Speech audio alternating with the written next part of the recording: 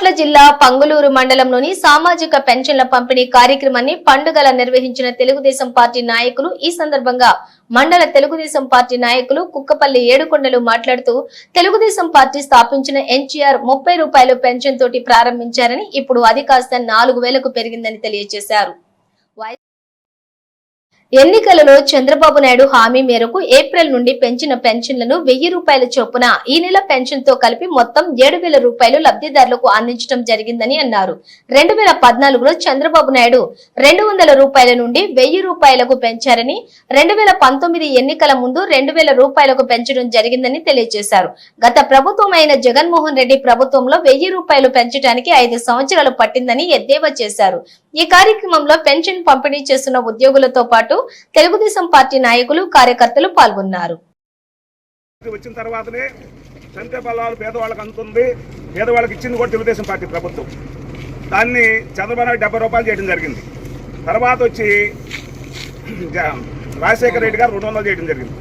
దాన్ని చంద్రబాబు నాయుడు గారు 2000 చేసి 1000 రూపాయలు పెంచి మళ్ళీ 2000 ఇవ్వడం జరిగింది. అదే జగన్మోహన్ 1000 రూపాయలు ఇవ్వడానికి 5 సంవత్సరాలు పట్టింది. మీ అందరూ తెలిసిందే, ఇది ఏమని దాచిపెట్టేది ఏం లేదు. మరి ఇప్పుడు ఆటన ప్రకారం మరి తొలిలోనే నేను ఏ రోజైతే హామీ ఇచ్చానో ఆ రోజు నుంచి 1000 రూపాయలు పెంచుతాను హామీ ఇవ్వడం జరిగింది. అదే రంగా ఇప్పుడు మరి 4000 పైన 3000 7000 ఇవ్వడం జరుగుతుంది. మరి మీరు ప్రజలు కూడా అందరూ గుర్తించుకోవాలి. రాష్ట్రంలో 2014లో మా రాష్ట్రం విడిపోయినప్పుడు కట్టుబట్టలతో ఇక్కడికి వచ్చి పరిపాలించడం జరిగింది. అందించిన ఘనత చంద్రబాబు నాయుడు. ఈయన వచ్చిన తర్వాత రాష్ట్రాన్ని అప్పులు ఉబ్బిలో కూర్చాడు. ఇప్పుడు దాన్ని కోలుకోవాలంటే దాదాపు 7 ఏళ్ళు పట్టిందో కూడా మనకు తెలియదు. మరి మనకి ఇచ్చింది ఘోరంత అయితే తన మంత్రులు కావచ్చు, తను కావచ్చు, వేలాది కోట్లు వెనకేసుకొని రాష్ట్రాన్ని సర్వనాశనం చేశాడు. మనకు రాజధాని లేని రాష్ట్రంగా పండుగ చంద్రబాబు నాయుడు గారు చెప్పిందే చేస్తానికి ఇదే తొలి నిదర్శనం.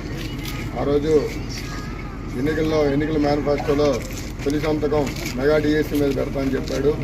ఆ రోజు తొలి సంతకం మెగా డిఎస్సీ మీద పెట్టాడు. అలానే పెన్షన్ కూడా 3000 రూపాయల నుంచి 4000 చేస్తానని ఆ రోజు చెప్పాడు. అధికారంలోకి వచ్చిన తర్వాత ఒకేసారి 3 నెలలు కలిపి 7000 రూపాయల పెన్షన్ ఇవ్వటం అనేది చాలా చారిత్రాత్మక నిర్ణయం.